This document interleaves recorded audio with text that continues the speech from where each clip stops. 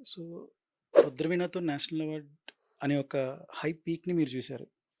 'ఆరెంజ్‌తో' ఒక డిక్లైన్‌ని మీరు చూసారు. అంటే both incline and decline as a ప్రొడ్యూసర్‌గా 2 మీరు చూసారు. అప్పుడు మీ స్టేట్ ఆఫ్ మైండ్ ఎట్లా మధ్యలో కూడా ఉండింది? కొన్నున్నాయి. ఆ! మధ్యలో ఉన్నాయి సార్. జస్ట్ చెప్తున్నా. ఉన్నాయి. అంటే కొద్దిగా స్టార్ట్ ఒక పాయింట్ ఓకే. అదే ఒక టర్నింగ్ పాయింట్ కదా sir. Main turning point 'orange' కాబట్టి. సో, ఆ ఇంక్లైన్ అండ్ డిక్లైన్ తాలూకా ఇంపాక్ట్ మీ లైఫ్‌లో జరిగినప్పుడు మీ పాయింట్ ఆఫ్ వ్యూ ఎలా ఉండింది సార్ అప్పుడు? ఇప్పుడు ఒక సక్సెస్ వచ్చినప్పుడు ఖచ్చితంగా ఒక హ్యాపీనెస్ ఉంటుంది. హ్మ్. ఒక ప్రైడ్ ఉంటుంది. హ్మ్. ఫెయిల్యూర్ వచ్చినప్పుడు డిప్రెషన్ ఉంటుంది. హ్మ్. It is part and parcel of life. హ్మ్.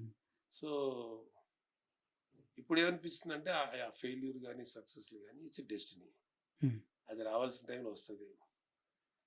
ఆ టైంలో సస్టైన్ అవ్వగలమో లేదనేది ఇంపార్టెంట్. హ్మ్. మనిషి కష్టం వచ్చినా సుఖం వచ్చినా సుఖం వచ్చేస్తే తలకెక్కకుండా కష్టం వస్తే కుంగిపోకుండా హ్మ్.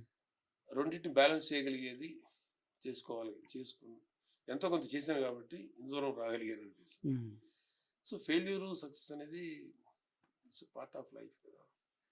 అయితే రుద్రవేణ కమర్షియల్గా నాకు పెద్ద వర్కౌట్ కాకపోయినా మంచి పేరు వచ్చింది. హ్మ్. ఈవెన్ లాస్ట్ సినిమా ఆరెంజ్ కూడా కమర్షియల్గా నాకు కొంత నిరాశ కలిగించిన లేటర్ తర్వాత లేటర్ రిలీజ్ చేస్తే చాలా పెద్ద హిట్ అయింది సినిమా. Yes sir. సో ఆయా టైంలో ఉన్న పరిస్థితులు బట్టి హ్మ్. ఇటువంటి కొంత నష్టాలు, కొన్ని లాభాలు, కొన్ని అప్స్, కొన్ని డౌన్స్